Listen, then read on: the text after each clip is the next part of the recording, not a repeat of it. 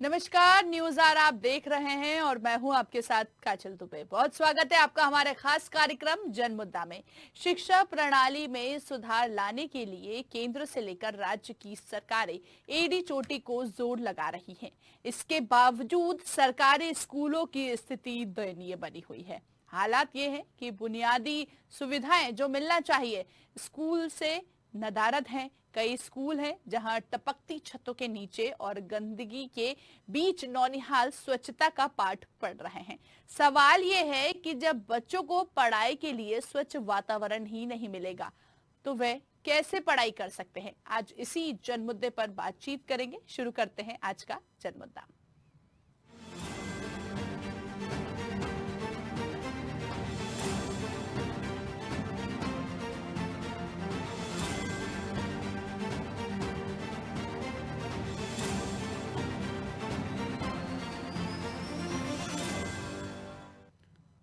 दरअसल मामला है जिले के गंगेव जनपद अंतर्गत दुबआई खुर्द के शासकीय पूर्व माध्यमिक विद्यालय से, जहां शिक्षा के स्तर में भी भारी गिरावट देखने को मिलती है।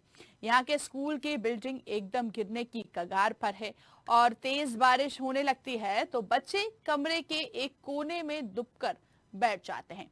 इतना ही नहीं, स्कूल में 62 बच्चों का दाखिला है, लेकिन मौके पर मुश्किल से 10 बच्चे ही उपस्थित मिले। इतना ही नहीं, बच्चों को दिए जाने वाला मध्याह्न भोजन भी कहीं ना कहीं भ्रष्टाचार की भेंट चढ़ गया है। खाने में बच्चों को चावल दाल के अलावा कुछ भी नहीं दिया जाता। समूह संचालक का कहना है कि जितनी राशि सरकार द्वारा दी जा रही है उतनी राशि में सिर्फ चावल दाल ही मिल पा रहा है। वहीं इस विषय पर जब प्रभारी प्रधान अध्यापक भाग्यवती पर उनको कॉल कर बात की गई तो उनके द्वारा बताया गया कि ये स्थिति काफी समय से है और इसकी जानकारी वरिष्ठ अधिकारियों को पत्र के माध्यम से कई बार दी गई है, लेकिन किसी ने भी आज तक कार्रवाई नहीं की। आइए आपको सुनवाते हैं क्या कहते हैं अधिकारी। को दिए हैं गगेव में भी जी, बताया भी गया जाके जी। आज तक कोई नहीं आया? कोई नहीं आया। कितने बच्चे हैं आपके विद्यालय में? यहाँ 62 बच्चे हैं। टोटल 62 बच्चे हैं जी। अभी तो मुश्किल से 10 बच्चे दिख रहे हैं। क्यों? इसलिए कि पिछले हफ्ता में बारिश जो है माने रेगुलर चल रही थी, तो इसलिए बच्चे यहाँ छत पूरा टपकता था, इसके उनसे माने यहाँ बच्चे नहीं आ रहे हैं। अच्छा जी। पानी भर जाता है? जी, पानी भर जाता है। हाँ, यहाँ माने पूरे पानी भर जाता है, इसके वजह से यहाँ बच्चे नहीं आ रहे हैं। जी। जी। कितने शिक्षक पदस्थ हैं? बस अकेली शिक्षक हैं। आप अकेली शिक्षक? हाँ, एक शिक्षक ही साला है ये। हाँ। जी। 62 बच्चों में एक शिक्षक? जी।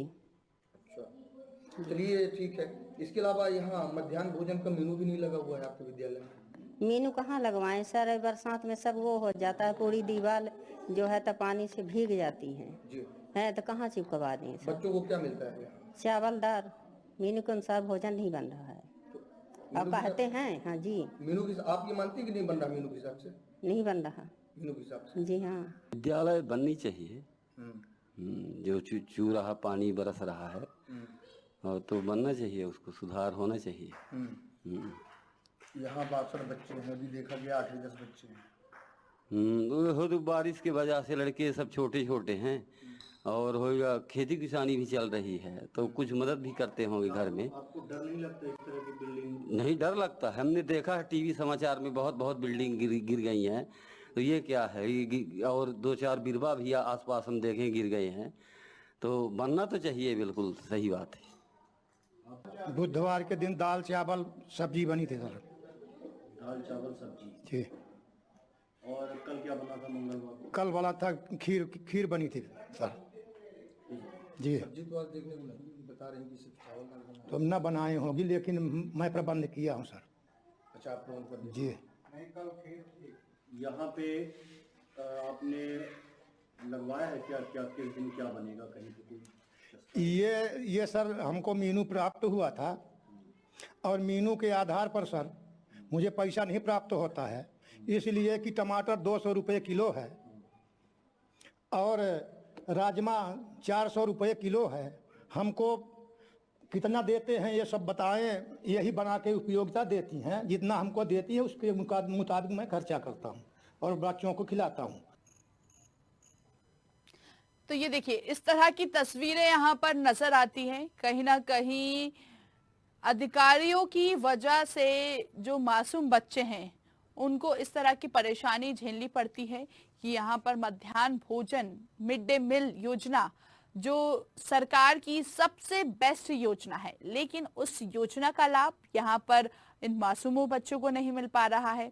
साथ ही साथ बड़ा प्रश्न ये उठ रहा है कि बारिश का समय चल रहा है और कहीं ना कहीं हर क्षेत्र में बारिश अपना कहर जो है वो दिखा रही है, लेकिन यहाँ के अगर स्थिति की बात करें, भवन के स्थिति की बात करें, तो कहीं ना कहीं जर्जर स्थिति में भवन नजर आ रहा है। ऐसे में जाहिर सी बात है कि नौनिहालों का भविष्य जो है वो अंधकार में नजर आ रहा है। यहाँ पर 62 बच्चे पढ़ने के लिए आते हैं और उन 62 बच्चों की जो जिम्मेदारी है, जवाबदारी है, वो सिर्फ मात्र एक शिक्षक की है। आप अंदाजा लगा सकते हैं कि अगर एक क्लास में 62 बच्चे बैठे हैं तो वो एक टीचर कैसे उनको कोऑर्डिनेट करती होगी, किस तरह से उनको पढ़ाती होगी। ये भी बड़ा प्रश्न उठ रहा है कि इतने 62 बच्चे में से यहाँ पर शिक्षक की कमी है। दाल चावल सिर्फ यहाँ पर मिल रहे हैं मध्याह्न भोजन में, जबकि अलग अलग प्रकार का खाना यहाँ पर दिया जाता है, लेकिन सिर्फ दाल चावल मिल रहे हैं। चलिए अनिल शुक्ला जी का रुख करेंगे, उप सरपंच हैं, उनसे बातचीत कर लेते हैं। अनिल जी, बहुत स्वागत है न्यूज आवर में आपका। जी जी नमस्कार मैडम जी। यहाँ इस वक्त हम चर्चा कर रहे हैं दुभाई खुर्द के शासकीय पूर्व माध्यमिक विद्यालय की, जहाँ पर ये भवन की अगर हम बात करें या मिड डे मील योजना की बात करें, ये धरातल पर साबित नहीं हो रही है। भवन की अगर हम बात करें तो स्थिति पूरी जर्जर अवस्था में नजर आ रही है। बच्चों को सिर्फ दाल चावल के अलावा कुछ नहीं मिलता है। क्या कारण है आखिर इसका? निश्चित तौर पर हमारे ग्राम पंचायत की शिक्षा व्यवस्था जो है तो वो बहुत ही नीचे स्तर पर है जी। हमने उसके सुधार के लिए जब से कार्यकाल में आए हैं तो प्रयास किया है जी। लेकिन कोई सुनवाई अभी तक 1 वर्ष हो गए लगभग, कोई सुनवाई नहीं। बच्चों के भविष्य अंधकार में जाते देखते हुए मैंने ये प्रयास किया कि शासन द्वारा जो भी सुविधाएं यदि ग्राम पंचायत तक पहुंचाई जा रही हैं तो वो गरीब तक पहुंचे। वो जी। गरीब के बच्चे पढ़ रहे हैं तो उनको निश्चित तौर पर अच्छी शिक्षा मिलनी चाहिए। माननीय मुख्यमंत्री मध्य प्रदेश शिवराज सिंह जी हमेशा ये कहते हैं कि हमारे भांजे और भांजियों तो जो भी मध्याह्न भोजन की व्यवस्था समूहों द्वारा वो अपने भांजियों को देना चाहते हैं, तो हम निश्चित तौर पर चाहते थे कि जो भी वहां से दिया जा रहा तो एक अच्छा स्वास्थ्य, अच्छा भोजन कराया जाए उनको, ताकि स्वस्थ मस्तिष्क का विकास हो उन पे, और साथ में समाज कल्याण, देश कल्याण, राज्य का कल्याण, शिक्षा का ऐसा स्तर है तो इसमें हमने प्रयास किया। और खास तौर पर जो शिक्षक हैं वो राज्य शिक्षा केंद्र की गाइडलाइन का उल्लंघन करते हैं जी। हमने कई बार इस तरह की समस्याएं आप गिनवा रहे हैं शुक्ला जी। अब आप ये बताइए कि यहाँ पर अगर इस तरह की समस्या बनी हुई है तो इन पर एक्शन क्यों नहीं लिया जा रहा है? आप उप सरपंच हैं, आपको तो ज्यादा जानकारी होगी इस संबंध में। जी बिल्कुल, हमने संकुल कार्यालय, बीआरसी कार्यालय, अपने जिला कार्यालय, संबंधित सभी अधिकारियों को हमने पत्र के माध्यम से सूचना दी, व्हाट्सएप चैटिंग के माध्यम से जानकारी दी, सबसे निवेदन किया हमने कि ये व्यवस्थाएं हमारे ग्राम पंचायत की चरमरा इनको सुधार किया जाए। क्या कुछ कहना था उनका? सबके द्वारा आश्वासन दिया गया कि जल्द ही इनमें कार्रवाई की जाएगी। कितने समय से बनी हुई है शुक्ला जी ये समस्या? निश्चित तौर पर भवन की जो वीडियो के माध्यम से भवन की ठीक है, आप बने रहिए। अनिल जी, माफी चाहूंगी आपको रोकने के लिए। हमारे साथ प्रदीप द्विवेदी जो कि बीआरसी से हैं, उनसे बातचीत कर लेते हैं। प्रदीप जी, बहुत स्वागत है न्यूज आवर में आपका। जी जी जी जी नमस्कार। दुभाई खुर्द के शासकीय पूर्व माध्यमिक विद्यालय की इस वक्त हम चर्चा कर रहे हैं प्रदीप जी। यहाँ पर जो शिक्षा व्यवस्था की अगर हम बात करें तो कहीं ना कहीं वो बदहाल स्थिति में नजर आ रही है। क्या वजह है आखिर इसकी? नहीं, शिक्षा व्यवस्था में जो भी कमियां हैं मुझे उनको सबको दुरुस्त कर लिया जाएगा। मैं तो यही कह रहा हूँ आपसे, जी है ना। कब और कर दिया भवन जर्जर जाएगा के लिए सर? कब कर दिया जाएगा?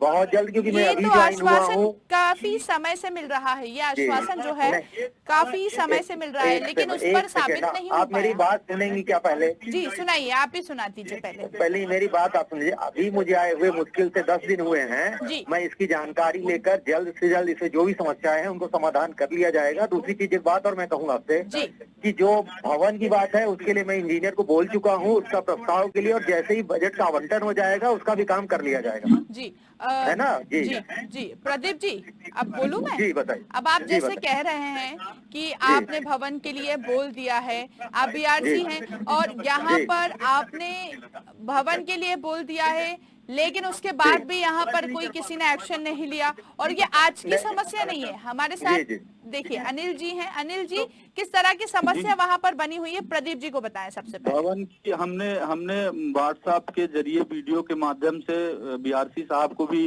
फोन करके भी कई बार जानकारी दी। हमने पत्र के माध्यम से भेजा, अब वो आप तक पहुंची कि नहीं कार्यालय तक, या बीच में रोकी गई। संकुल के माध्यम से हमने जानकारी भेजी। आपसे बात भी मेरी हुई कई बार। प्रदीप जी से आपकी बात हुई है अनिल जी? मैं आपको एक मिनट प्रदीप जी सुन लीजिए पहले। प्रदीप जी, बहुत देर से हम आपको सुन रहे थे, अब आप हमें सुनिए। अनिल जी आप ये बताइए, प्रदीप जी से आपकी बात हुई?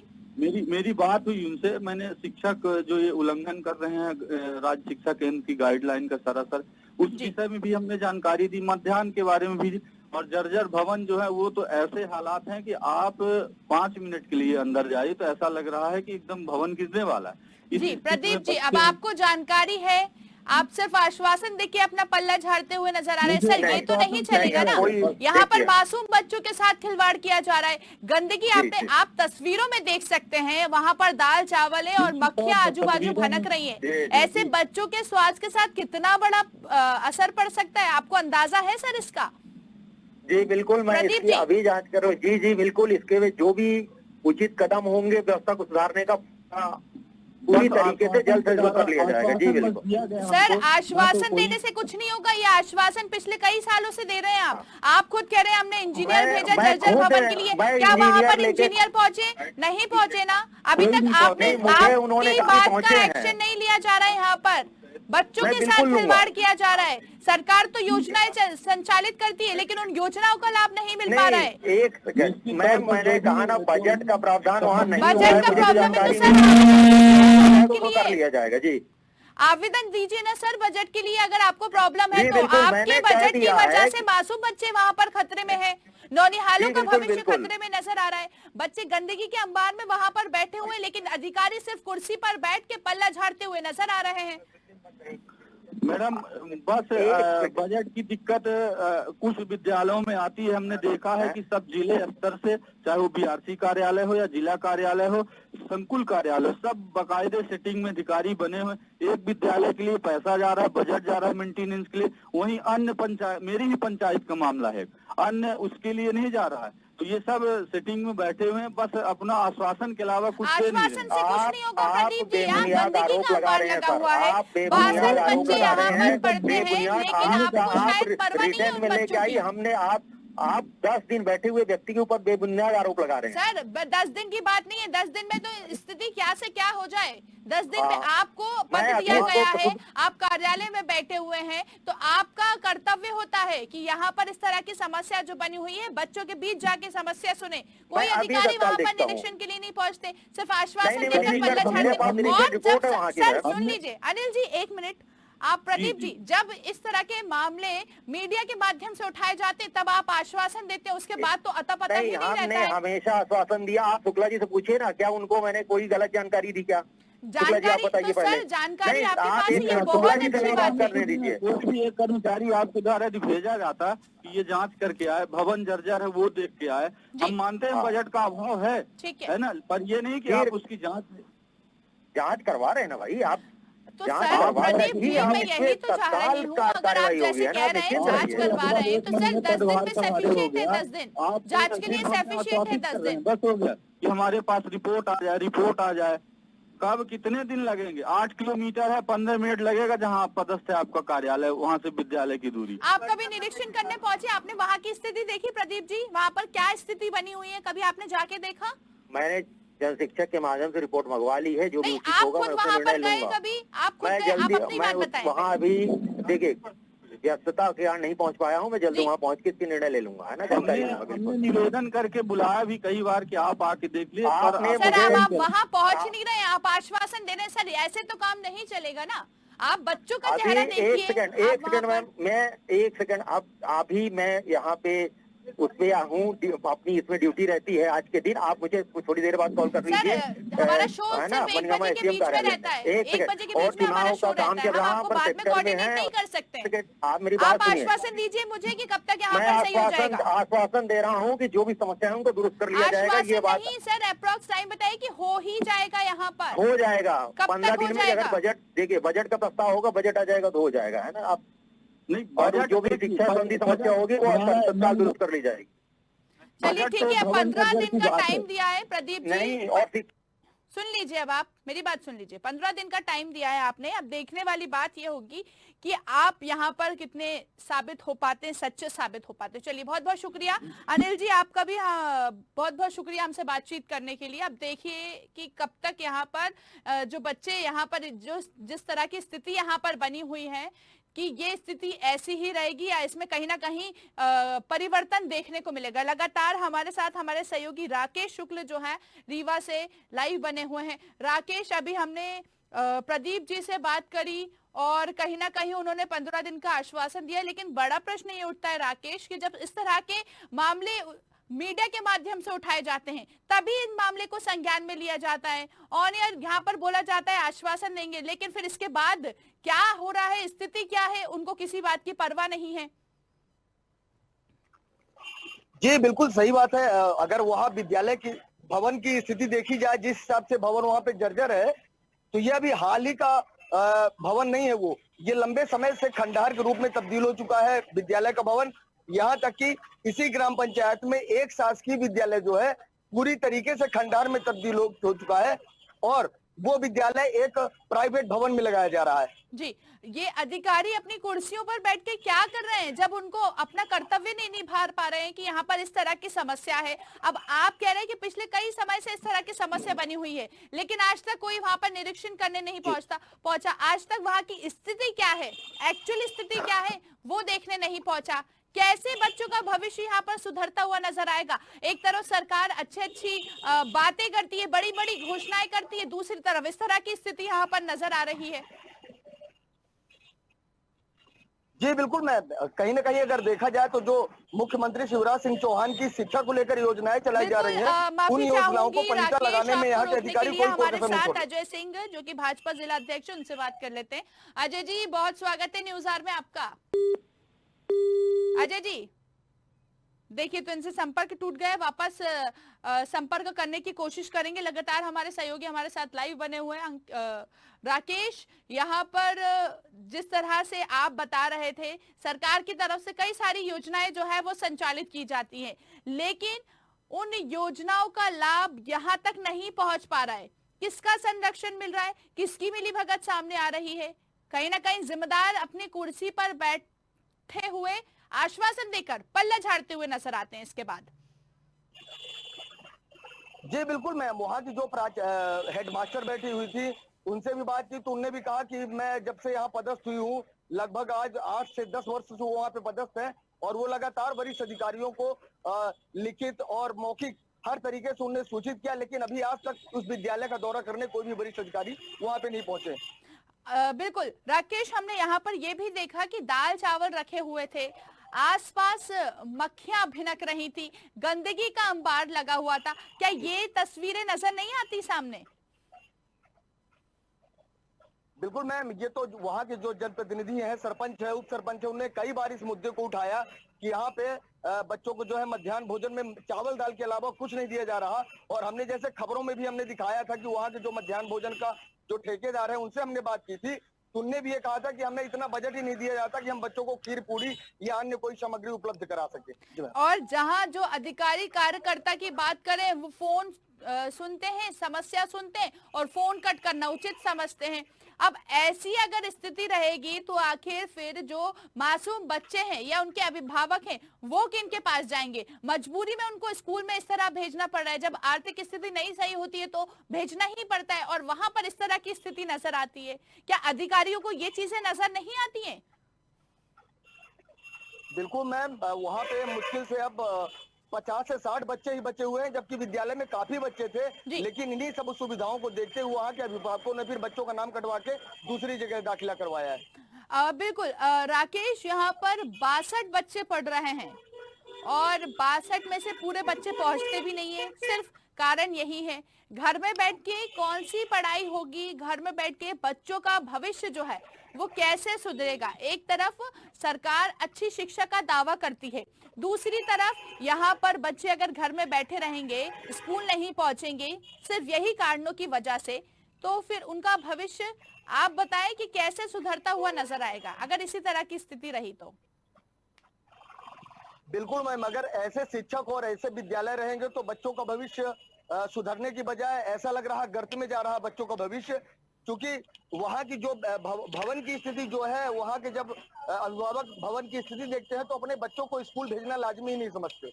और यहाँ पर कितने रूम है, कितने शिक्षक हैं? बताया जा रहा है कि सिर्फ एक ही शिक्षक है, 62 स्टूडेंट को सिर्फ एक ही शिक्षक टेकल करता है। ये कैसे? यहाँ पर तो मतलब सीधा सीधा बच्चों के साथ खिलवाड़ किया जा रहा है, भविष्य के साथ। बिल्कुल मैम, जो यहाँ पे जिम्मेदार अधिकारी बैठे हुए हैं उन्हें भी ये चीज पता है कि वहाँ पे एक शिक्षक के भरोसे 62 बच्चों को पढ़ाया जा रहा है। हालांकि अतिथि विद्वानों की भर्ती वहाँ पे की गई है, तो जब हम मौके पे गए तो वहाँ पे हमें 1-2 अतिथि विद्वान मिले और बाकी वही हेडमास्टर मिली थी। आपकी जिला शिक्षा अधिकारी जो है उनसे इस संबंध में बातचीत हुई, क्या कुछ कहना था? क्या उनको ये मामला संज्ञान में है? बिल्कुल मैम, उनके द्वारा भी आश्वासन ही दिया गया है कि ये मामला हमारे संज्ञान में आया है, जो उचित कार्रवाई होगी कार्रवाई की जाएगी। तो अभी तक क्या वो समय नहीं आया जिसके बाद ये कार्रवाई की जाए? अब बिल्कुल नहीं, जैसा कि मैम आपने देखा अभी बीआरसी साहब ने क्या कहा है, उन्होंने भी 15 दिन का समय दिया है। ऐसे ही यहाँ अधिकारी समय देके समय टालते जा रहे हैं। ये शिक्षा व्यवस्था की जो बदहाली है, ये अगर देखा जाए तो आसपास के ग्रामीण अंचलों में अगर घुसा जाए तो सब जगह यही स्थिति है।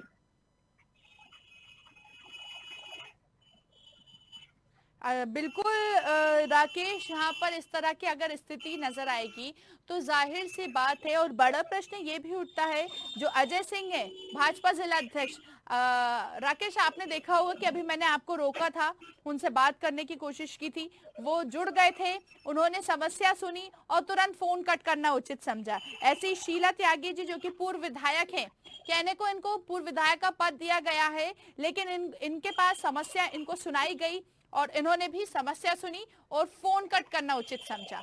अब आप ये बताएं कि अगर कार्यकर्ता, जनप्रतिनिधि, अधिकारी अगर इस तरह की चीजें करेंगे तो फिर ग्रामीण या स्टूडेंट, जो बच्चे, मासूम बच्चे, वो अपनी शिकायत लेके किसके पास पहुंचेंगे?